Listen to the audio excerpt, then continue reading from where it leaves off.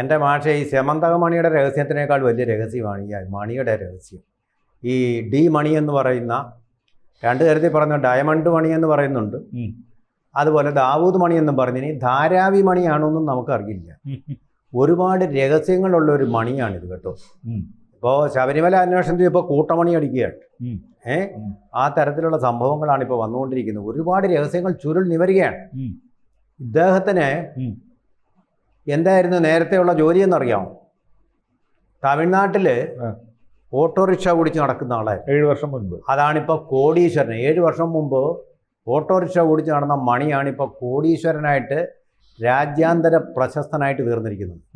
ഇയാൾ ദിണ്ടിഗൽ സ്വദേശിയാണെന്ന് പറയുന്നു. അല്ല,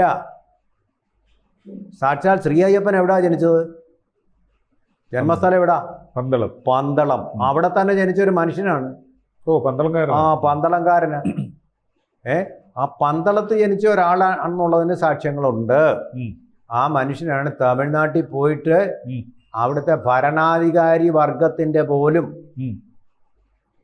സ്വാധീനമുള്ള ഒരു വ്യക്തിയായിട്ട് വളർന്നു വന്നത്. പോലീസൊക്കെ എന്ന് പറഞ്ഞാൽ അവിടെ പിന്നെ സ്റ്റാലിൻ പറഞ്ഞാൽ കേട്ടില്ലെങ്കിലും ഈ മണി പറഞ്ഞാൽ റെഡി. അത്ര സ്വാധീനം. അവരെ എങ്ങോട്ട് പോകണമെന്ന് പുള്ളി പറയും. ഉദാഹരണത്തിന് ദിണ്ടിഗലിൽ നമ്മുടെ SIT എന്നപ്പോൾ DIG ലെവലിലുള്ളവരാണ് പോയത്. ദിണ്ടിഗലിലെ പോലീസ് ഒന്നും ചെയ്യാതെ അവിടുന്ന് സ്ഥലം വിട്ടു. എന്താ കാര്യം? അവിടെ ചെന്ന് കഴിഞ്ഞാൽ ഇവർ ഒഫീഷ്യലാണല്ലോ, അതുകൊണ്ട് അവർക്ക് സഹായം കൊടുക്കേണ്ടി വരും. ആദ്യം ഒഴികെ മണി പറഞ്ഞു, സ്ഥലം വിട്ടേക്ക്, സ്റ്റേഷൻ വിടാൻ പറഞ്ഞു.